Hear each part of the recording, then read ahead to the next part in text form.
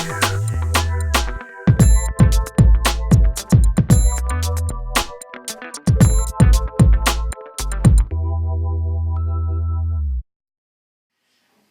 thank you so much for inspiring us today.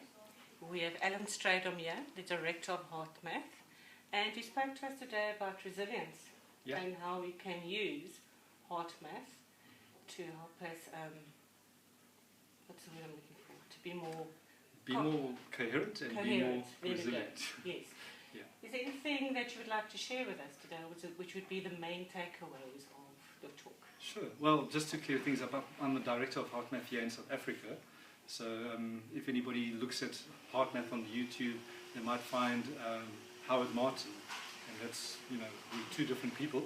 So I'm here based in South Africa, and I think the message really is about the fact that when we become more self-aware, about what triggers our stress responses, that we can actually start to catch those moments. We can then shift our attention to the heart instead of getting caught up in that drama, and then through self-regulation techniques that HeartMath teaches. So this is based on focus, on breathing, and then how we feel. So we can intentionally feel good on demand, and that's what we teach. Right? So through those self-regulation techniques, then we can become more coherent, and you can think of that coherence then as composure, as being in the zone, in the flow, so where things are just working so well for us. And then the coherence leads to being more resilient over time. So the biggest message for me is about the preparation. So when we defined the resilience today, we spoke about the capacity to prepare for, recover from, and adapt in the face of stress, challenge, and adversity. So the preparing part is the most vital, because if we don't do the prepare work, sure, we could be resilient. However, our ability to bounce back and recover might be slowed down because we don't actually build that muscle. Especially in today's world, that there's so much complexity and things that are happening so fast. Everything's demanding our attention. That the more energy we have in reserve, the better we can handle the situations in the moment, and we can shift and adapt. But it all comes from the prepare work. Agreed. I like that.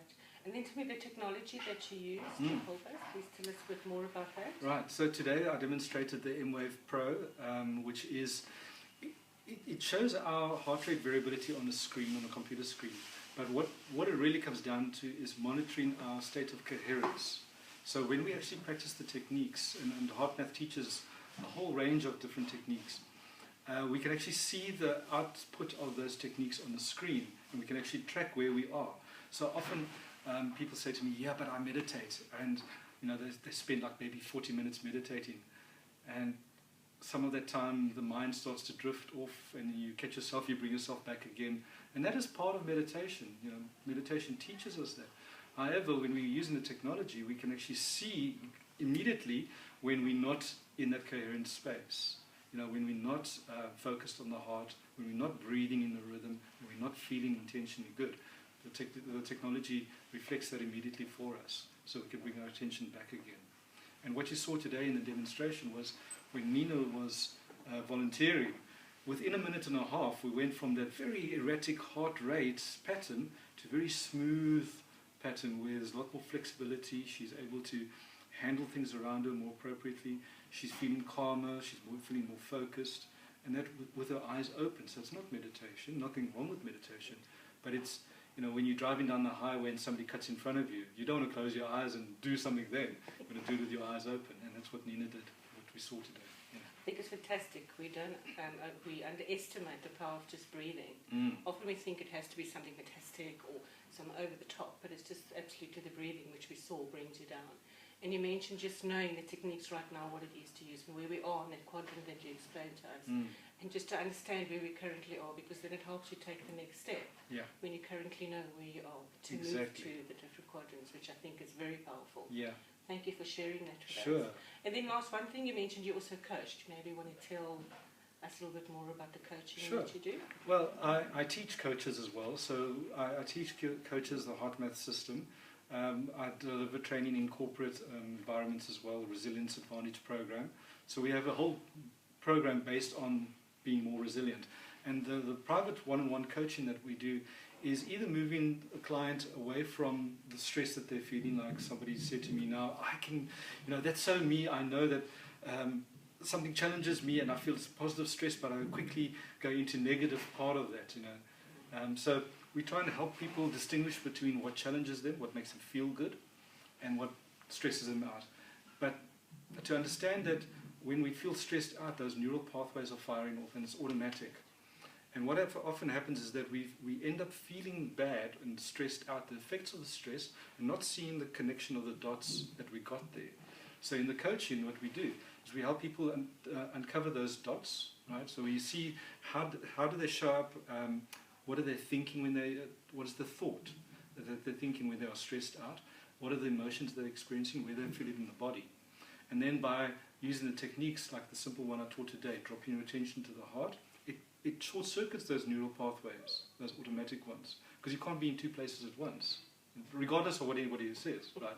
So as soon as you go, I'm having that thought again, you were speaking about the weather. Let's use that as an example. Oh, this weather really sucks. Oh, there's that thought. So drop my attention to the heart. I can no longer think about the weather. Breathing in that rhythm, right? So I start to regulate the autonomic nervous system. I'm feeling calmer, no longer in fight or flight. And then I'm starting to feel good and I focus on those emotions. So that's what we teach. And whether it's moving away from stress or towards a goal, for instance, I'm now working with one of our coaches who admitted to me that he's been doing this particular way of coaching for 8 years and it's not working. His business model it's not working.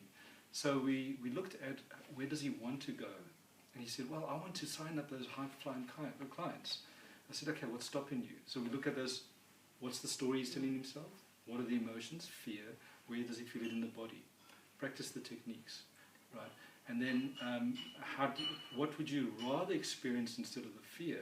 And for him it became excitement and curiosity, so helping him focus on that and actually practicing that feeling before the time. So now his whole state changes. He's more excited and more curious, and he's just signed his first 15,000 Rand client. So it's that kind of thing.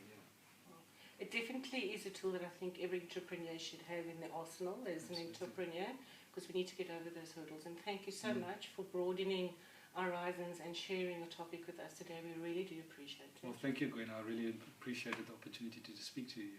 Well, thank you very much. We hope to see you again soon. Absolutely. Thank